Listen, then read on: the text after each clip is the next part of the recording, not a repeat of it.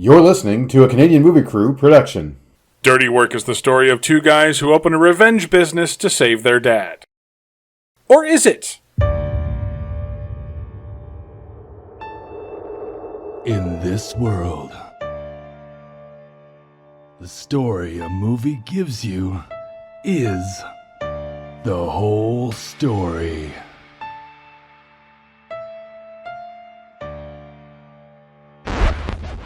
Or is it?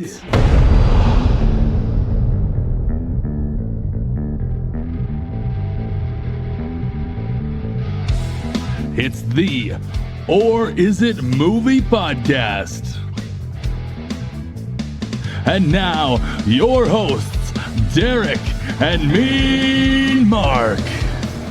Welcome back to the Or Is It Movie Podcast, where we try to find the real story behind the story. I'm Derek, and Mark is still out. With me is... I am Scott White. Welcome back. Thanks for doing this for us. No problem. So this was... Usually when I come on the podcast, when I'm subbing for Mark, we usually do two. You'll pick one, and I picked one. I don't know what order they're coming out in, but you picked Birdemic.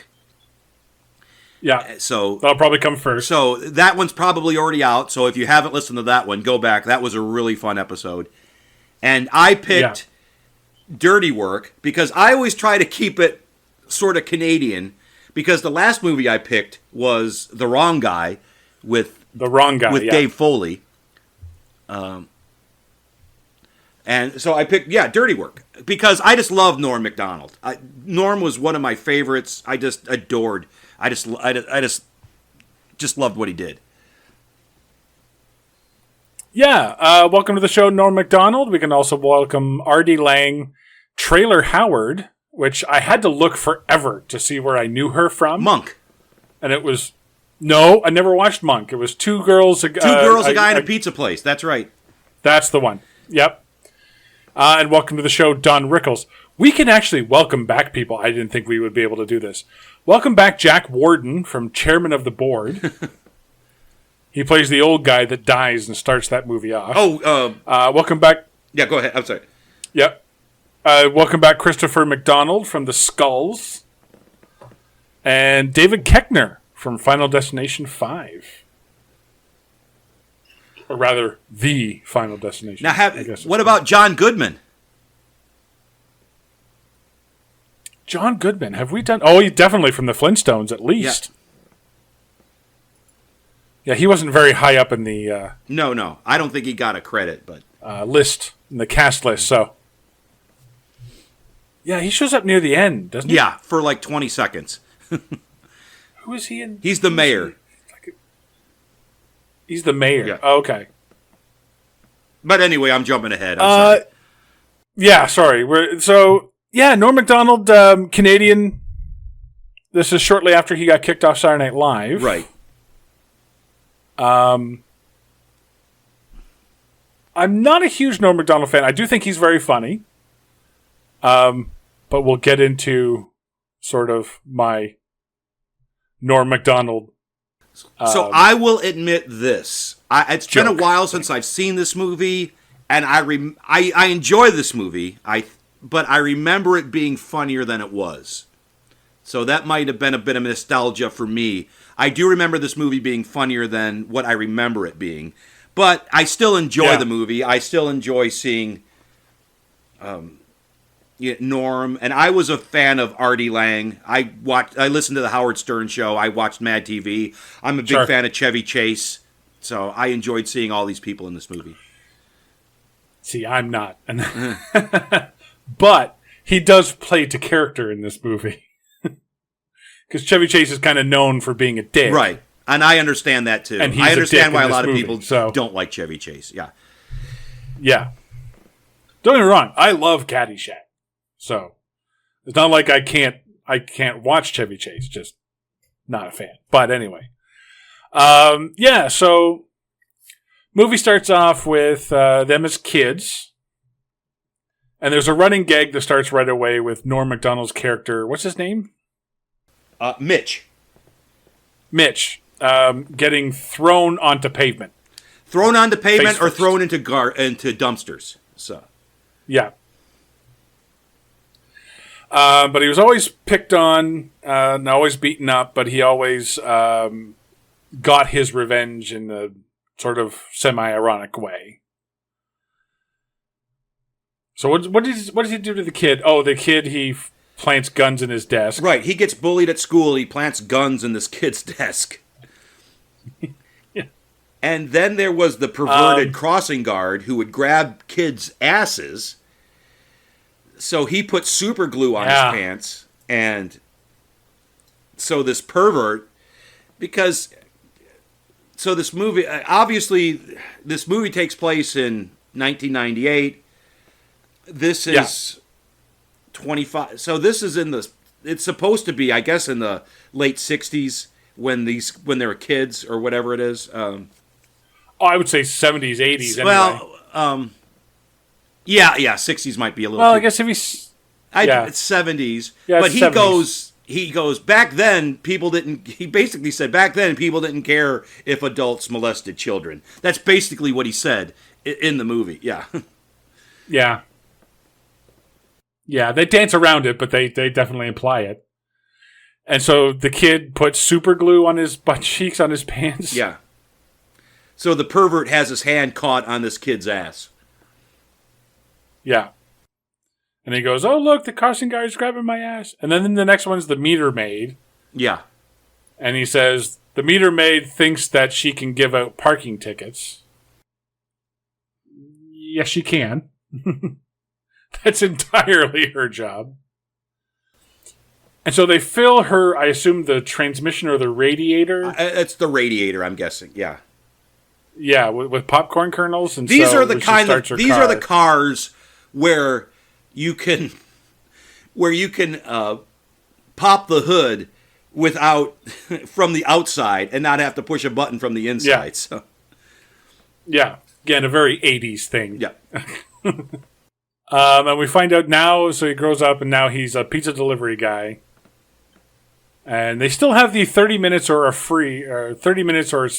free deal, which does not happen anymore. No, and in fact, it's mentioned early. Apparently, this is the last pizza chain that does it. Because he's supposed to deliver this pizza, he doesn't get there in time, so the guy gets the pizza for free. And then Norm goes back to his boss and starts, basically saying, he called you guys a bunch of dirty Italians, and they start talking bad about Mussolini. And his boss goes, Mitch, he called. he said he didn't make it there on time. And then Mitch is like, well, why can't we get rid of it? We're like the only store left that does it. And then the boss throws him out on the pavement. And I will say this. Kudos to the stuntmen. Because that looked like it hurt. Because when they throw him on the pavement, he is just bouncing on the pavement. There's like no mat there. It's the actual pavement. So kudos to the stunt people for doing that. Because it looked like it hurt. Yeah. Yeah, definitely. So he's walking home, and this is the first case where I start to realize, if anything in this movie I'm going to love, it's the soundtrack. Because immediately we're getting the Walk From Behind Over the Shoulder view, and Semi-Charmed Life is playing by Third Eye Blind. It's just one of my favorite songs from the 90s, and it's like song after song after song after song, and I'm just loving this soundtrack. So he goes home, and his girlfriend is the daughter of the guy that just fired him. And we find out that he's lost 14 jobs in the last 6 weeks. Something to that effect. And so she's thrown him out. So that's more. That's like 2.5 jobs a week. He loses. Yeah. Yeah. But so he goes to stay with Artie Lang. Yeah. Well, the funny part is he's walking down the alley, and he recognizes these people are wearing his clothing. She's throwing his clothing, all of his stuff, out the window. And these people are just picking it up and putting it on. Including kids. And apparently he's a Montreal Canadiens fan. I guess so. In this movie he is anyway. But he goes to live with Artie Lang, who is Sam, and his best friend from youth. Yeah. And Sam's dad is Jack Warden, who is... Yes. And Jack Warden just plays this horny old man who always wants whores. Which is good for Norm Macdonald, because there's two types of Norm Macdonald jokes. And if you've ever watched Saturday Night Live where he was the Weekend Update anchor, you got to know his style of joke very easily. Like he would... his cadence is always like, it's very easy to talk like Norm Macdonald. You know what I mean? Yeah. And his comedy is easy too, because he'll say one thing and then say something else, but take it to the extreme. Like, I love to pet kitties and doing heroin. Yes. You know what I mean? Yeah, there's a lot of those Norm Macdonald jokes in this movie. Yes. Yeah. But it turns out that And Norm... and he loves to say the word prostitute. Prostitute, yes. He's got certain words that he likes to repeat a lot. Yeah. Whores. Yeah. Prostitutes. Yeah. It turns out that Norm and Sam's dad, Jack Warden, they don't get along.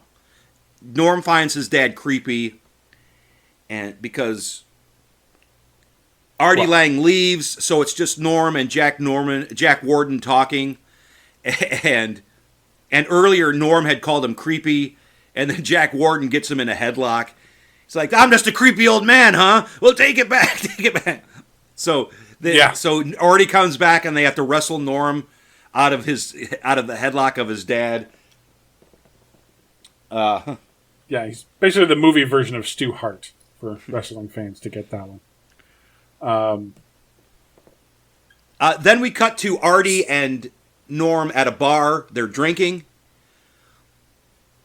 And, and Norm's reminiscing. Remember when we were younger and we didn't take shit from anybody? And it's like, now I take crap from everybody. And then he goes, well, at least What does Sam do in this movie? What's that? What does Sam do in this movie? Does he have a job? No, it never said. Yeah. I don't think so. Okay. Yeah, it's never brought up that if he did have a job before this, it's never brought up. But then Norm goes, at least I didn't get my nose bit off by a Saigon whore. And we get to see Chris Farley. Yeah. And this was in his final movie. In his final movie. Yeah. Almost Heroes came out after this, but this was his final movie because he died like 2 months after it was done filming, I believe, or released. I'm sorry, 2 months after it was released. And that's what happened. Chris Farley, he's got the end of his nose is missing because evidently it got bitten off by a Saigon whore. And yeah, there's a hot-looking woman at the end of the bar. Sam, Artie Lang, he goes up to hit on her, and she couldn't care less. And then while this is happening, what is it? Taylor, what's her name? Taylor Howard. Taylor Howard. Taylor Howard Trailer comes Howard. up. Sorry. And on the television is Christopher McDonald. And he's this big real estate guy, and he's talking about how he just refurbished the opera house. So he's a big opera fan. So there's going to be a big gala at this new opera house, and Norm Macdonald is like, man, I wish I could be him. And Taylor's like, why? Because he's rich? And he goes, no, because he doesn't take crap from anybody. So that's Norm's big thing, is not taking crap from anybody. And he wants to get that back into his life at this point. Yeah. Now at the end of the bar, another guy has started hitting on that woman. So this guy and Artie Lang start going back at each other, and the woman goes, I think you guys should fight. Yeah, because she doesn't want either one of them. No. And so it turns out they're from a frat? Yeah, they're from a frat. They're from a frat. So he calls all his frat brothers, and Norm Macdonald's like, oh man, I gotta help my stupid friend. And then before the fight starts, Chris Farley goes, "We need some music." And he's like, "Street Fighting Man by the Rolling Stones, F7." And he presses F8 by mistake. And it's the Pina Colada song by Rupert, whatever. Yeah. Anyway, if you like Pina Colada. And then the fight starts, and Norm once again gets thrown through the window onto the ground. Yeah. Which, by the way, in real life would have probably cut up every artery in his body, going through a window. Yeah, probably. Yeah. And so this is where he comes up with his revenge. He dials the police. Is it later that night? It's later that night, yeah. Yeah. And the frat guys are back at the frat house, and they're having a party, and they're playing music. And so he calls... first, he calls... The frat house. The frat house, and says, "Hey, there are these two ex-cons. They're dressed up like cops, and they're harassing people. Just to give you if they come to your door, just kick the shit out of them." And then he goes... And this is so Norm, too, because... Why else would you say it this way? He goes, so he dials another number. He goes, "Hi, real cops?" Like, all he's doing is telling the audience that he's calling the real cops. And he goes, "Hey, there's a lot of music playing at this place." So he's setting them up to basically try to beat up the real cops when they show up. So that's what happened. The real cops show up. Yeah. They think they're fake cops there to rob them, so they start beating up the cops. And then the next scene is all these cops are in here just beating these frat boys mercilessly. Yeah. And then Norm and Artie get their revenge, and they get to punch out the guys. And that's when they decide that they want to go into... Well, no, then they go back home, and they're like, "Man, that was great." And then that's when that's when Jack Warden has a heart attack. Yeah. He has a heart attack. They take him to the hospital. And this is where we meet Chevy Chase. Chevy Chase is the doctor, and Chevy Chase is talking to...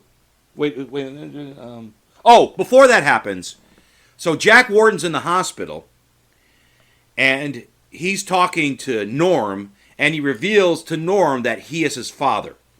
That he had sex with his mother, and he is his father, and he says, "Don't tell Artie, don't tell Sam." And Mitch is like, "I don't know." And so now Norm knows that Jack Warden is his father, but Artie Lang does not know that Norm is his stepbrother at this point. Yeah.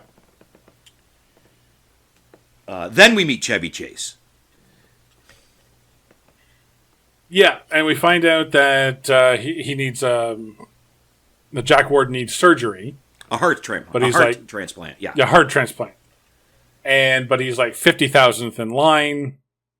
So Chevy Chase says, "Well, you know what? I tell you what. I have some gambling debt because I just can't stop gambling. So if you give me $50,000, I'll bump him up to the front of the line." And this was and then they sort of put everything together. This is why they create Dirty Work, which is their revenge for hire business. Well, first they go, but first they go out and try to find jobs. And remember, one of the jobs is testing brownies. And they go, these brownies might have side effects. And Norm eats this brownie, and he sees Gary Coleman in his car with him, and we see Adam Sandler as Satan. Yeah. That was weird, because the whole way through this movie, I'm like, this movie should have been Adam Sandler. This movie screams of Adam Sandler. You know what I mean? Right, yeah. Like Norm Macdonald is clearly like the second choice here. I would have thought that Adam Sandler now. Well, no, this is Norm Macdonald's. This is Norm Macdonald's baby. He wrote it. No, I know. Yeah. But it's written like it's handwritten for Adam Sandler. But I guess he's doing probably like Mr. Deeds at this point. Or yeah, he's doing movies that made money. Yeah. Yeah, something better. Yeah, obviously. Then So they he get does a his job. shooby-dooby-doo voice, and yeah. And then they get a job as ushers at a movie theater, and this is where we meet Don Rickles. Yes. And we get this scene where it's just Bob Saget just let Don Rickles go loose, so he's throwing insults at everybody. And the thing is, the big brass is coming into the theater that night, so nobody screw up. And the employees there are like, we can't do anything because we need this job. But if you could screw with Don Rickles, that would be great. So that gives Norm the idea. During the movie that night, they put on this porno called Men in Black Having Sex with Men in Black. They initially put on a porno. And they get Don Rickles fired. And when they get all their money from getting him fired, that's when Norm gets the idea. We could open a Revenge for Hire place. So that's where he gets the idea. So what I want to know is, I don't want to see this movie that they made, but everyone runs from the... At first, they all sit in the audience and they watch it. And then there comes a point where everyone in the movie audience runs in terror. I kind of want to see what made them run. You know what I mean? They stuck around for a long time before they decided to run. Yeah. They stuck around for a pretty, suspicious long time before they got scared away. That's all I'm saying. Located between the Hall of Justice and the Brady Bunch House is the worldwide headquarters of the 70s versus the 80s podcast, where they tackle such controversial subjects as... What song featured the drummer's girlfriend moaning as she was getting busy with the lead singer? You'll never guess which Muppet was drafted number 1. What was your favorite Halloween costume? Darth Vader in a ski jacket or Spider-Man in a ski jacket? Listen to the 70s versus the 80s podcast everywhere. FM, AM, and maybe even VHS? No, Mike, it's a podcast. None of those are true. They decide they're going to do this. Well, don't they do the fish house first, and this is what gives, or is this their first job? No.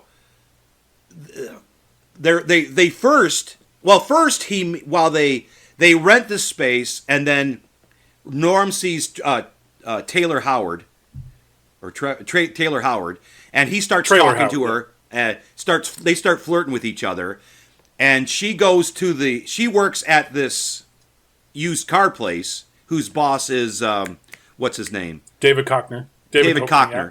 And David Cockner is a real cock. Yeah. And he finds out that he's going to be doing a live television commercial that afternoon. So Norm is going to hijack that commercial. So what Norm does is he gets all these prostitutes and... Prostitutes! And he puts the prostitutes in the cars in the lot. So the commercial starts. He starts talking about his cars. Norm's like, hey, there's not a lot of trunk space. And he pops open a trunk, and there is a dead hooker in the trunk. And Norm comes up, hey, look, there's a dead hooker in there. And then Artie starts popping all the trunks. So all the trunks have quote-unquote dead hookers in them. And Norm's like, I've never seen so many dead hookers in my life. So, yeah. And then he gets on it. He goes, okay. And then he goes, so, is anybody making your life unbearable? Are you working for jerks like this? Well, then call us at 555 whatever, and we'll do your dirty work. So that's how the word gets out of their business. Yeah. But then we see, while they're on television, one of the dead hookers is the hooker that bit off the end of Chris Farley's nose. Yeah. So he goes rushing down. He's like, remember me, you Saigon whore! And so...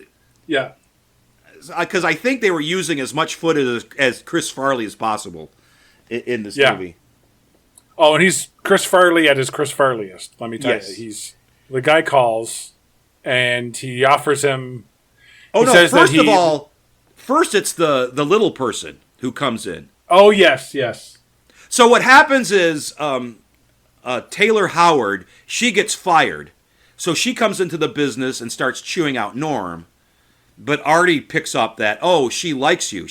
And I thought this was a line. It was like, you wouldn't think Artie would be this in tune. But, she chews out Norm and she leaves. And Artie goes, she really likes you. And Norm goes, no, she hates me. And Artie goes, no, she's mad at you. There's a difference. And I thought that was a really insightful line. I have to admit, that caught me off guard. I was like, that's more true than it is funny. Yeah. It's like she doesn't hate you. She's mad at you because she likes you and you've done this. So it's like, okay, yeah. It's like that very insightful line. Yeah. But then the little person comes. He works for a circus and he's being hassled by the bearded lady. And who's just a hot chick with a beard. Just a hot chick with a beard. So they go to the carnival and shave the bearded lady. Yeah, I was kind of wondering where that was going to go. And then when they did it, I was like, oh, yeah, duh. I overthought it. And I don't know, she can't grow her beard back or... Well, I mean, she's out for at least a couple of weeks. Then we get the fish house. Yeah, so this guy is constantly making noise, I guess. Right. So the neighbor complains that there's constant partying, there's constant noise from this house, and he's like, I can't stand living here next to this house any longer. And Norm goes, we'll make it impossible for anybody to live inside that house. Yeah. So him and Artie break in. There's a lot of breaking and entering, too, in this movie. What's that, sorry? There's a lot of breaking and entering in this movie. There is, yes. And they go ahead. Yeah. Well, they start hiding fish all over the place, and then the guys come home early, and I guess it's a mobster house of some kind. Right, and there's a drug deal going down. Yeah, there's a drug deal going down, and the guy that's buying says, "Oh my God, this place smells like fish." And the other guy's like, "What is that? Some kind of tip-off word? Are you wearing a wire? Are you part of the police?" And then like a gunfight starts out. So Norm Macdonald and Artie Lang are in the other room, just holding up fish with these blank stares on their faces, while like a gunfight goes on that I would have really liked to have seen based on what I was hearing. Well, but then we get, oh my God, a chainsaw! Put that chainsaw! Yeah, you're killing me with a chainsaw. Oh my God, a bomb? Oh my, boom! And then quiet. That was one of my favorite scenes. I thought that was a great scene. I would have liked to have seen that. But so they come out and they're like, okay, well, I guess we're done. Can we get our money, please? Yeah. And then their next call is this sweet little old lady. She calls them and says, Christopher McDonald, who's refurbished the Opera House, wants to tear down buildings to build a parking lot for the Opera House. And she's like, I've been here for 30 years, and I don't want to move. So what they do is, the next morning, when they go to bulldoze the house down, they've done the popcorn bit again, and they put the popcorn bit in the bulldozer. So So the popcorn blows up, the bulldozer stops, the police are called, and there's a trail of popcorn from the bulldozer right back to the front of their building. And the cops go, it's a quiet place. Yeah. And the cops go, it is a blatant trail. The cops go, we're either walking into a trap or we have the dumbest criminals ever. Yeah. And Norm and Artie get arrested, and they're in jail, and Norm's worried. It's like, you know what happens here in jail? And Artie's like, no, I don't know what happened. And so they obviously couldn't say prison rape in the movie. No, well, so there's a reason for that, and I don't know if you want me to tell it now or wait till the end. Yeah, of the go movie. for it. I don't have it, Okay. so go for it.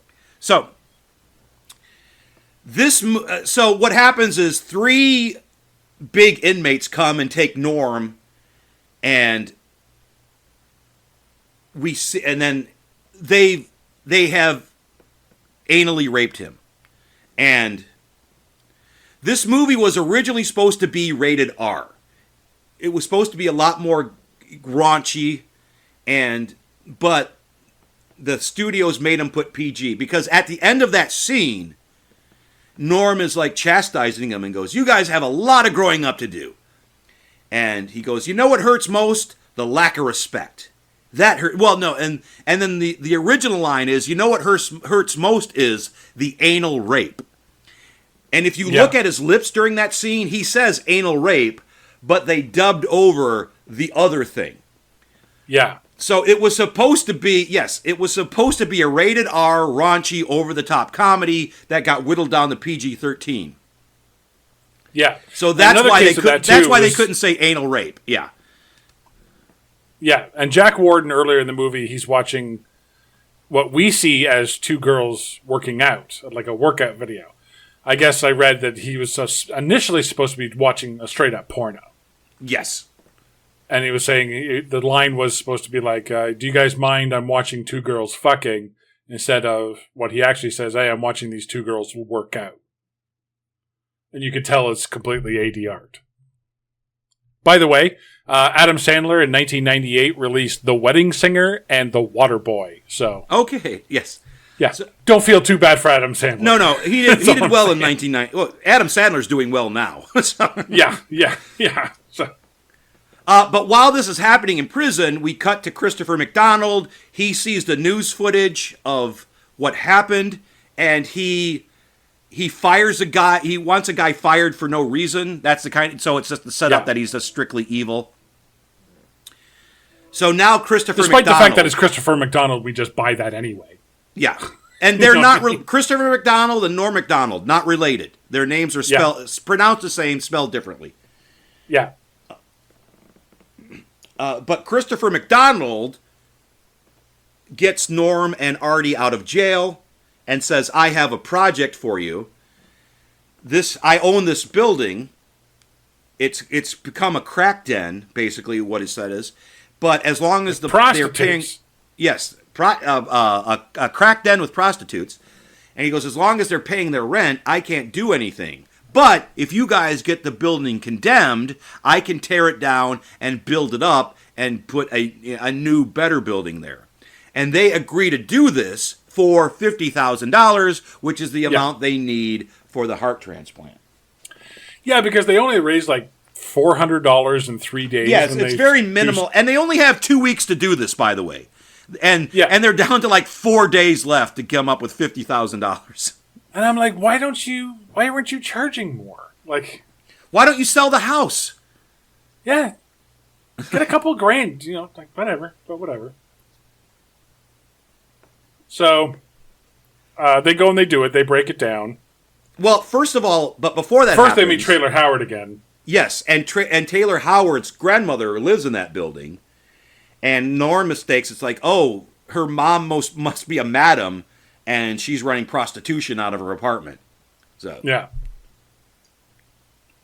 But then they go, they put flyers out that this building needs to be fumigated, so everybody needs to be out of the building. So that's how they get everybody out of the building.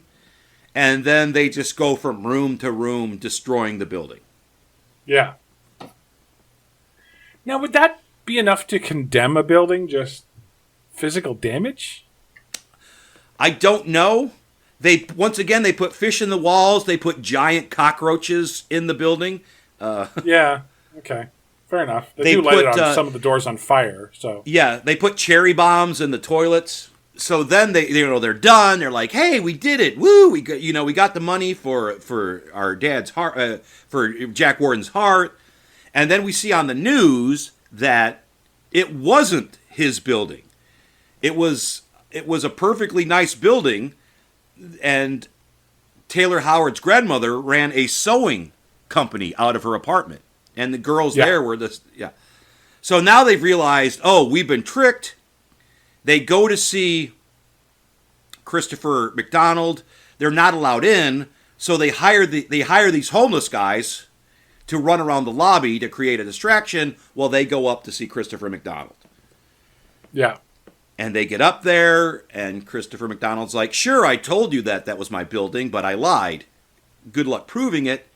And he doesn't pay them, and he throws them out. So now, they don't have the money, and they've been tricked by Christopher McDonald. So this is like the low point for those guys. And then he tells, what's her name? Then he tells Taylor Howard, Kathy is her name, I think. Then he tells Kathy that he was the one that wrecked her building, which he didn't have to do, but he did. And I don't know why he did that. It was pretty stupid, but yeah. But now she's pissed at him for real. Even if she does like him, she's pissed at him for real. And yeah, so she's no longer mad at you. No. We go back to the hospital, and Jack Warden tells Artie that he's Norm's father and that they're really brothers.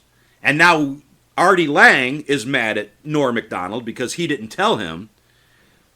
So now Norm has lost his job, he's lost his best friend, he's lost his girl, and he has nowhere to stay. So now he has to sleep in his car. Yeah. And while he's sleeping in his car gets stolen. The radio gets stolen. It gets broken into, and the radio gets...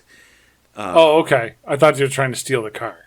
Maybe they were, but he's in the back seat, and he plays his... and the thing is, we didn't mention is, through this whole movie, Norm has a tape recorder on him, where he tape records his thoughts. And so what happened was, while he was talking to Christopher McDonald, he caught Christopher McDonald's confession on tape. So he's like, great, I can use this. And so he goes back, and what he does is he rallies the troops at this point. He gets all the homeless people, he gets all the prostitutes, he gets all of his friends, and it's like, here's what we're going to do. We're going to pull this big one over on Christopher McDonald, so we're going to get money for our dad's heart transplant. We're going to get your building back, and I'm going to make everything right. So, and his plan is to just destroy the opera that's happening that night. To me, you mentioned in our last podcast, you mentioned Duck Soup by the Marx Brothers. To me, this reminded me of A Night at the Opera, because the Marx Brothers do the exact same thing in that movie. Is they ruin an opera to help people. So I got a very Night of the Opera vibe at this point in the movie. For sure. Now, and there's also the one guy in the back who's going, oh, they're subverting our expectations with certain art. This is brilliant. And I'm like, you just don't get it, dude. So they go into the opera. They poison all the ushers with the brownies that make you break out. They release skunks. They threaten Christopher McDonald with prostitutes. He's like, you didn't expect my trusty gang of prostitutes, did you? Yeah, they send Pops or Jack Warden on stage with the aria singer. Yeah. And he did, And Chris Farley, he releases a bunch of skunks in the opera. With a long speech that doesn't matter. Once again, he's like trying to be like the Wicked Witch of the West, and he's like, "Go, my pretties, fly, do your damage," and they're like, "Dude, let it go." It's like, "Oh yeah, sure, okay." Once again, like you said, that's this Chris Farley being Chris Farley. Exactly. Yeah. You pretty much know what you're getting at this point. But he confronts Christopher McDonald in his balcony, and he shows him the tape. He plays the tape for him. And then what ends up happening? Christopher McDonald lunges at him. Well, so he plays the tape for him, and he's like, "I want to check for $50,000." He writes him a check. He goes, "Make it out to Dr. Farthing," which is Chevy Chase's character. Yeah. And then he brings in the guy who owned the building that he destroyed, and he goes, "Now sign this. That will give, that's going to give the building back to him." Yeah. So he signs that.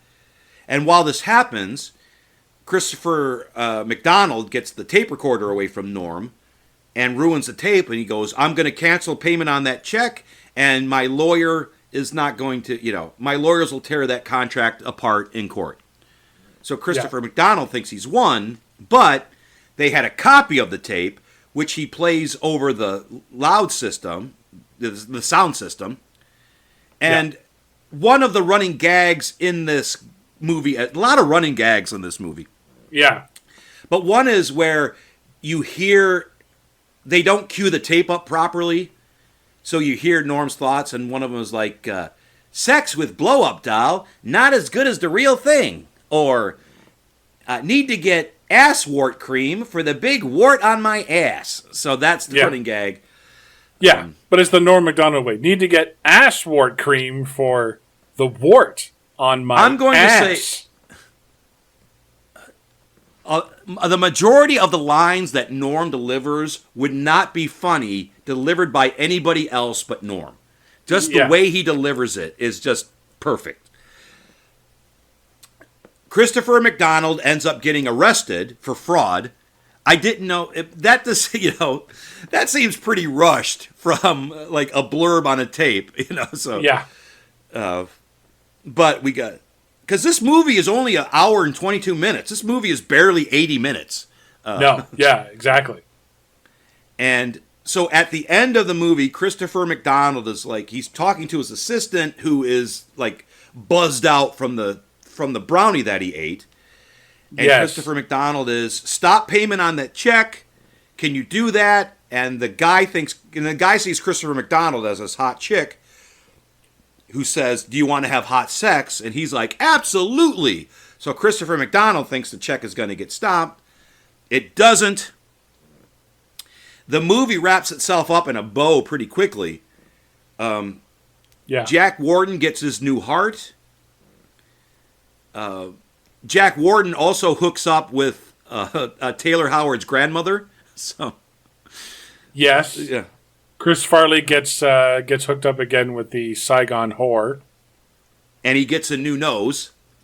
Yeah, which, by the way, the Saigon whore is another Canadian actress. If you want to bring Canada back into this, Uni Park, who had a big role on Kim's Convenience.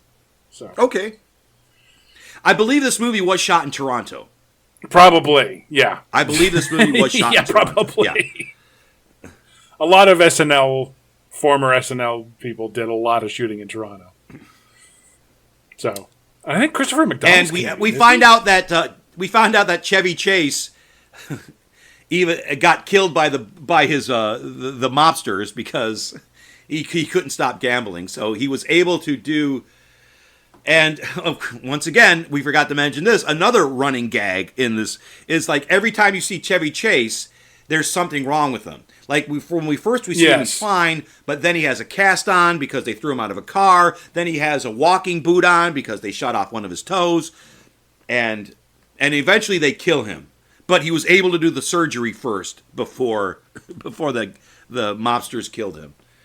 Yeah, and Norm gets the girl. And that's it. And they drive away. Yeah. And that was dirty work.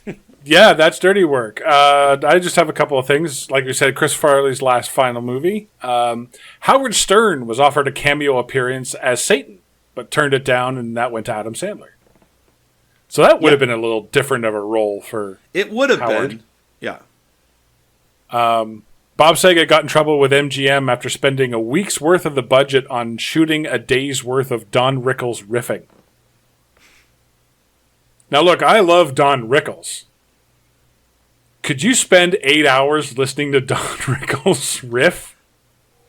That would get old really quick, especially if it's you. Especially if he's insulting you for 8 hours straight. Yeah. Like, I love Don Rickles. Don't worry. Comic legend. But I like everybody. I know you said, I guess you said earlier you don't like Chevy Chase. I like Don Rickles. I like Chevy Chase. I like Artie Lang. I love Norm Macdonald.